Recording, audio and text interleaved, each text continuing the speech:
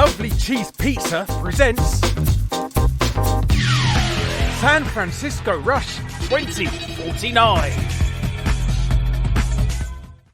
Hey everybody, what's going on? Your host Lovely Cheese Pizza here. Welcome back to Let's Play some more Rush 2049, where last time we got through the first 4 races of the newest circuit that's available, and we're in first place with 40 points. We also did a little more in the stunt track.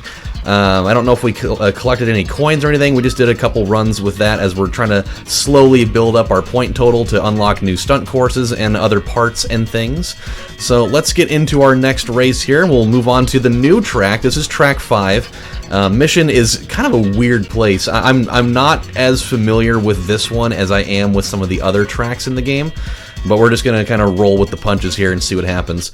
So while we're going, I gotta tell you, I saw a couple of interesting things happen that I've never really, well, I can't say that I've never witnessed it before, but I've witnessed it so few times, and the other one was just fucking wild. We'll go with that. So the first one was I'm driving to work the other day.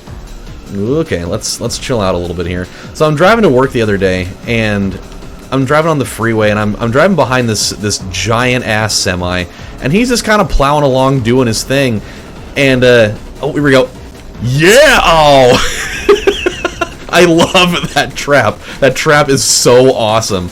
It comes in handy so much. It's just that obviously it can be just as detrimental as it is helpful in that situation. So if you're gonna use it, you have to make sure that you're at like just the right angle so that the thing can pass by you and not clip you on the way back around.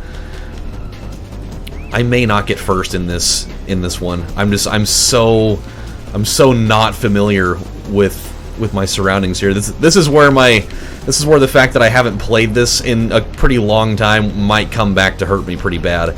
But as long as we can stay competitive here, we're gonna be all right. We're gonna relearn some of these things again as we go along. So as long as we're just kind of in the hunt here, then we'll be all right. I saw a couple of shortcuts that I do remember taking pretty regularly, so I'm not feeling horrible about this just yet.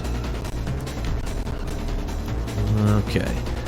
Yeah, I kind of remember that rooftop a little bit on the right over there.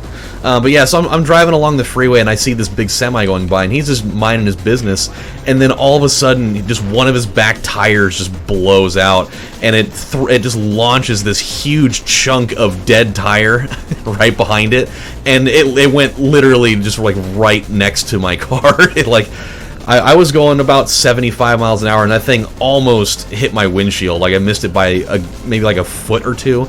And I'm sitting here thinking, like, if that thing would have hit my windshield, like, flush, would that thing have, like, busted out my windshield? God damn it happened again. I'm sitting here thinking, like, would that have just, like, torched my windshield entirely, having dealt with that? Or would it have just kind of, like, hit it and glanced away? I didn't really know, and so but it got my blood pumping a little bit. I was like, shit, dude, that was nuts. And like, I think the other part about it that was kind of interesting was that the driver of the truck, either he just didn't realize it, or he totally did and just gave like a total of 0 shits about it. He kept on driving for like another solid, I don't know, like quarter of a mile before he even recognized it. And then he eventually pulled over, and he's like, fuck it, whatever, alright, I guess better do something about that now. But yeah, so that was the thing, and I've never actually like seen a car blow out a tire like right in front of me like that before. So that was a new experience. The one that was wild though, this was the crazy one for me, was so this was a couple weeks ago. I left work a little bit early. And that's where this kind of messed with my head a little bit. I left work early because I had to go pick up Haley from cheerleading practice, and so I leave and I'm going, my usual route. And okay, here we go. I'm going my usual route, and in the midst of this, I'm driving, and there's this car that's driving right behind me. I'm going through like a residential area, so I'm going 25 miles an hour. Oh, I'm gonna get you. And I'm not gonna be a bystander of the carnage this time. Here we go. We're all good. I really need to go down into that little cavern area over that shortcut, but I'm just not going to be able to pull it off. So this car's driving like super erratic behind me, and it's a car full of people, and there's the guy that's driving the car is on his phone, and he's, you know, pretty frantically talking to somebody. I don't know who the hell he was talking to, but he's like visibly distressed over the whole thing. And so I'm like, the only thing I can think of is like maybe there's a girl in the back seat and she's going into labor or something, and that's why he's freaking out, like trying to tell everybody, hey, we're going, this baby's going to be flying out at Nolan Ryan speed, so you guys better get there. And so I decide to be the bon vivant that I am here, and I pull over and let them go around me. And man, that's where, yet again, this kind of screws with my head a little bit. We're gonna get second place in this. Really, it was a really odd race for me. I didn't take any shortcuts at all, and I don't know, just kind of awkward. We'll get better at that race as we go forward here. It's just it really just didn't really mesh very well with me. But we'll go through the rest of these and we'll dominate. So I pull over and I let them go around me, and right as I do that, like, we go maybe another 100 feet forward or so. There was a car that was stopped at a four-way stop. It was like just like a four-way stop sign area there, and they were parked right in front of us, and they start taking off, and they go maybe 10 feet, and this fucking huge ass truck comes from the left side and just goes barreling through there and just obliterates the car that was going through the intersection. And as soon as we saw it, like, both myself and the car full of people in front of me immediately pulled over. We're just like, what the fuck happened? Like, I didn't pull over and get out because I just didn't. But we like, as soon as the truck made contact with the car, we like immediately pulled over, and all the people in the car in front of me got out and were immediately on scene, going to check everything out. Somebody was immediately on the phone with 911, like, you know, giving the whole scoop of what happened there. And the guy that drove the truck, you know, he went straight forward, and for a minute I thought it was a hit and run, so I kind of pulled up a little bit further to peek over there to make sure that he didn't just slam this car and potentially murder somebody and then just take off in a fit of trying to save his own ass. But he didn't. He apparently, the way that he hit this car, he hit it so hard that the entire front bumper of his truck came off. It was nuts. And so he's out of his car, but there's another person that's like trying to yank open the passenger side door of his truck to make sure that he's okay, albeit the guy was already outside of his car. And they're like trying to check out the car that got hit initially to make sure that nobody was dead in there. And it was utter pandemonium. Like, there were immediately like 15 people outside just like inspecting the scene and everything. And I'm sitting here thinking, like, I really want to get out and help, but what am I going to be able to add to this situation that isn't already being taken care of by somebody else? You know, like, there's already somebody checking out the driver of the truck, there's already somebody checking out the driver of the car and any other passengers in there, and there's already people on the phone with the paramedics and the police and probably whatever else you can, you know, get your hands on. Not to mention, and this is where I felt kind of bad about it, I was like, but not to mention, I really need to go pick up my daughter from cheer practice. It's like, I don't want to like be that guy that's just like, hey, well, you guys got it, so see you later. Hope nobody dies. But I was like, I really got to go pick her up because she doesn't have a ride up, you know, edgewise here. And, you know, my wife is sick at home with you know, with Harrison and Preston, and she's not able to leave right now. And so, you know, this one's kind of up to me here. And so I just decided that I'm just going to kind of really slowly drive around all of it and just leave. Because, and that's where I felt bad. It's like, well, I feel like an asshole for having witnessed this happen, and I'm not, like, going out to do anything about it. But at the same time, it's like, I can't really do anything that isn't being done by somebody else already. So, you know.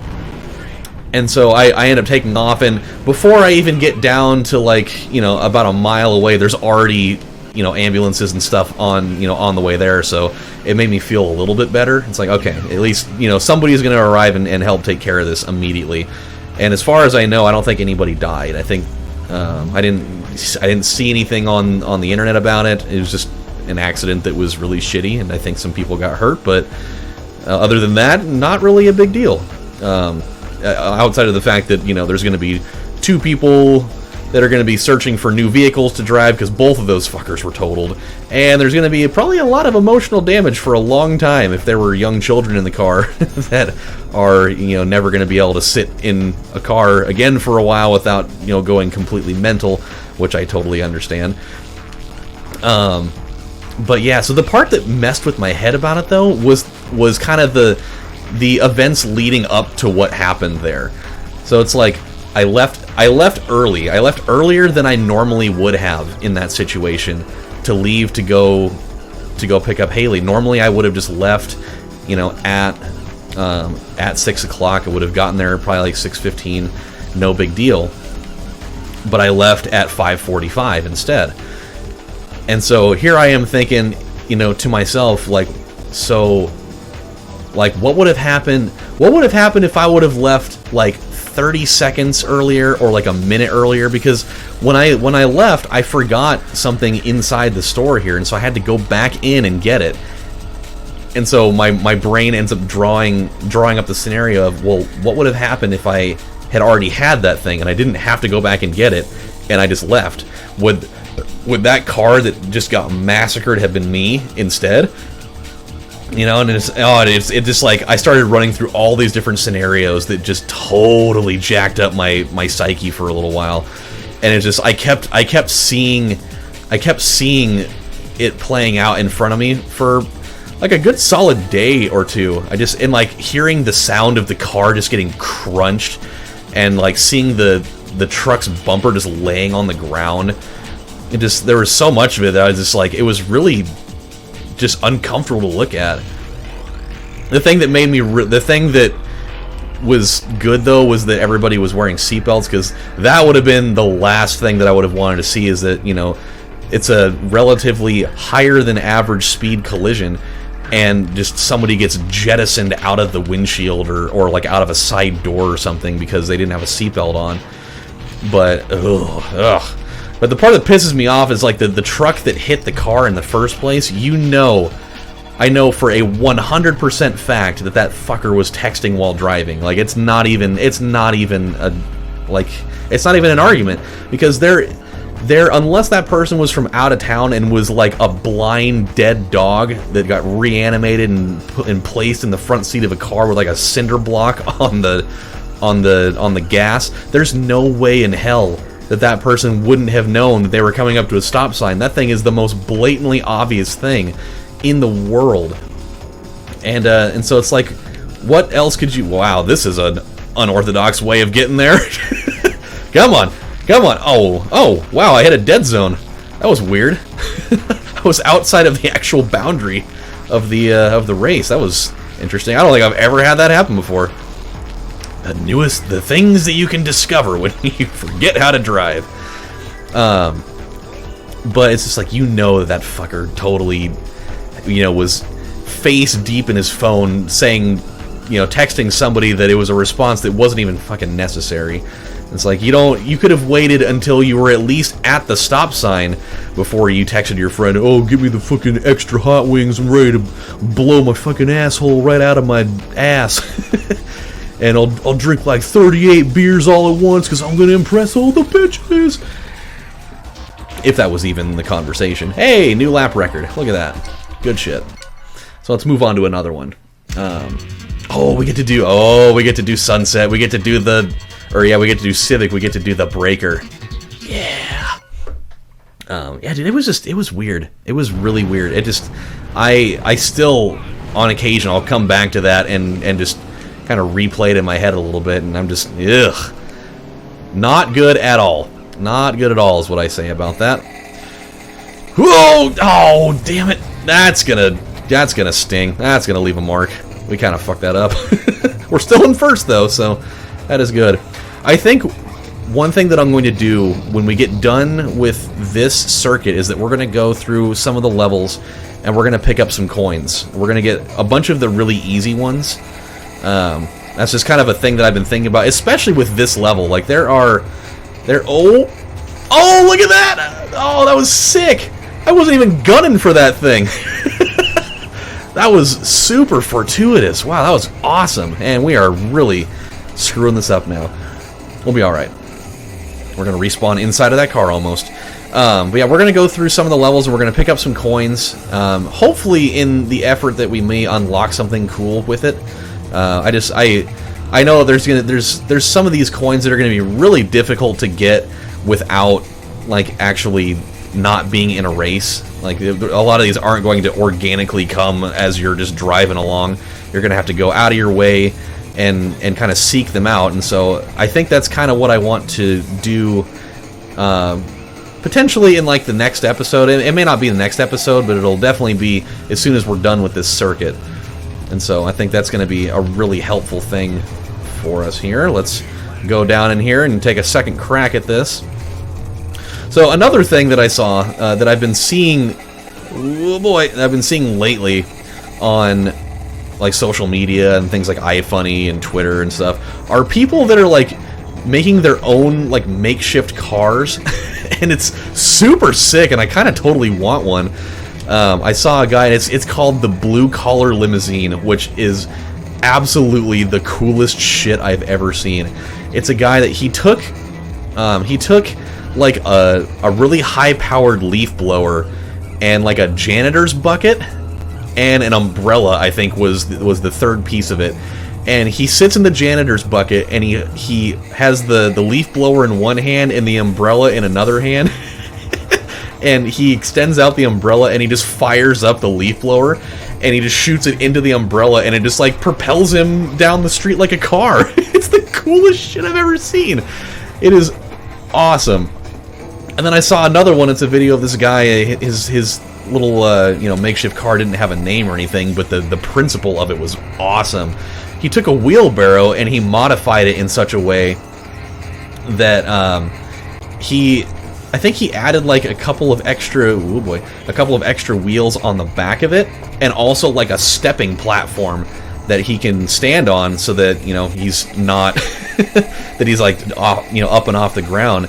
And he rigged a special motor in it with kind of like bike handlebars to be able to control the oh wow, that was really close, to control like the gas and the brake and whatnot. And he rolls up into this gas station and then he just takes off, and it's so cool looking. I want one of these things so bad. I feel like it's 100% illegal. I don't feel like you could really have a driving permit for the Blue Collar Limousine or for the Mega Wheelbarrow 2500, but man, it's super tight. I would be absolutely down with it. There is a coin over there that I know how to get. We're just not going to do it right now. Okay, this is going to be pretty good. I'm going to roll right through the end of this thing, and then I think we'll have just enough time to do track 4. Ooh boy. Let's go right ahead and do some awesome backflip action here. There we go. Oh, look at that. With the landing. He stuck the landing. That was awesome. Okay. That final lap was a great lap. It was just barely off the lap record. Okay, so we got enough time. We can do one more race. We'll do the Metro. I wrote something down. What did I... Oh, yeah. Wait, hold on. I don't write things down to talk about very much, but every once in a while I do. Just because something will come up that I know I'm going to forget this if I don't write it down, because I want to talk about it at some point. And there's a guy out in the world right now that is doing God's work, and it makes me happy that somebody's finally taking the initiative to do it, because it is something that has needed to be done for many, many years. And it's a guy, he's like 24 years old, I don't know where the hell he's from, but he's on a mission right now. And he's driving around, around the United States right now, and he's doing some sort of thing where he's keeping track of all of the oh shit, I forgot to hit the switch. Oh wait, I didn't have to hit the switch. There we go. He's keeping track of all the McDonald's in that he travels to in the US, to figure out exactly how many of the ice cream machines are actually broken or not. Because that's always the common thing. You go to a McDonald's and you order a McFlurry, and they always say that our ice cream machine is broken. And I don't know if that's like some weird conspiracy thing or if it's like a running joke or something, but that is such a weird thing to have happen at literally every fucking McDonald's in the world. Like, it seems like no matter what city you're in, no matter where you go, what you do, there is always going to be a McDonald's that you travel to that just isn't going to have a functional McFlurry machine. And it doesn't make any sense. Like, they can't be that hard to, repair. And it's just like, how do they not have like a training course of some kind? Be like, hey, if your McFlurry machine breaks down, because newsflash, it's going to, this is how you repair the damn thing. You know what I mean? Like, it's such a bizarre thing. Like, you don't really come across any other fast food chain anywhere that has this kind of problem. I'm so baffled by it. Like, you never run into a situation where Wendy's Frosty machine isn't working. Like, that shit is always on the up and up every time. Or like Sonic, their machines where they do like their milkshakes or their other things, their other confectionery goods. Like, it's always working. You never have a situation where it's like, hey, I'd like to get a vanilla milkshake with like nerds sprinkled in it or whatever the hell they allow you to put in those, and they're like, oh yeah, sorry, it's out of order. We can't do it right now. Like, it's always like, oh yeah, sure, yeah, we'll get on that right now. They always fucking have that stuff. But McDonald's, for whatever reason, it's just like a conspiracy coming from the top chair. It's like, hey, we're gonna buy one singular ice cream machine, and if that shit breaks down, I am never going to repair one. We're just going to tell people for the rest of the time that we are open as a company that we have that the machine is here, but it is out of order. And so this dude's going around and exposing McDonald's for what it is, being a bunch of psycho damn people that never want to offer one of their greatest inventions to the public. That was like when I was in middle school.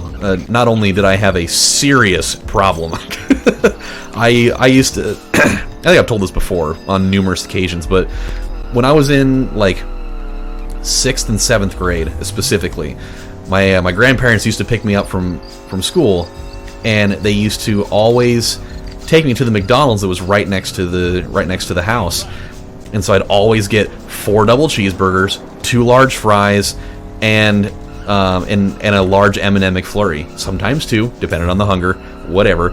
And at that point, it was always working. Like, every time I'd be able to get a McFlurry, like every single time. It was never an issue with it being broken down, nada. But I don't know what happened. I don't know, like, if it was once we hit a certain year in our history as a country that they just decided, you know what? We're just not going to do that shit anymore. Like, if that thing breaks down, just fuck it. We're just going to let it go. Who cares if the public wants this thing? I'm not going to provide it to them. It's just, it sucks, man, because I'll tell you something. The mini M&M, like the M&M McFlurries, they use the M&M minis in there, and God, it was just, that thing was like, that was a national treasure. It really was. Like, it was so much better than any of the other ones. Like, they had one with like Oreos, which was fine, and they had another one that I think had like peanut butter cups or something, which was fine. But dude, that mini M&M's joint was a life changer. It really was, because you'd eat it, and they always put so many M&Ms in there. Like, it was like handfuls of M&Ms in this thing, like multiple, like binders full of women. Amounts of M&Ms in there. If Mitt Romney were the one that was actually, putting together my McFlurry for some reason, he would have used the same terminology. I had binders full of M&Ms to put in this thing for you. And God, it was so great, because you'd get done with the ice cream part of it, and there would always be that moment where you're like, is this going to be the one? Oh, gold coin, sick. And you're just going to bite into it, and it's going to be just a big old mouthful of M&Ms. Yes.